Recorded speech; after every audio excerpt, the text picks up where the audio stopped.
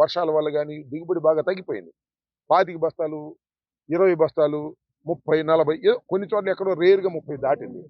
దిగుబడి తగ్గింది. సరైన రేటు లేక రైతు ఇబ్బంది పడుతున్నాడు.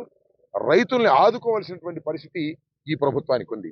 కానీ ఈ ప్రభుత్వం పెడచెవిని పెట్టి రైతులను ఆదుకునే పరిస్థితులు లేకపోవడం చాలా దురదృష్టకరం. అందువల్ల దీని మీద ప్రభుత్వంతో మేము ఒత్తిడి తీసుకొచ్చేటటువంటి ప్రయత్నం చేస్తున్నాం.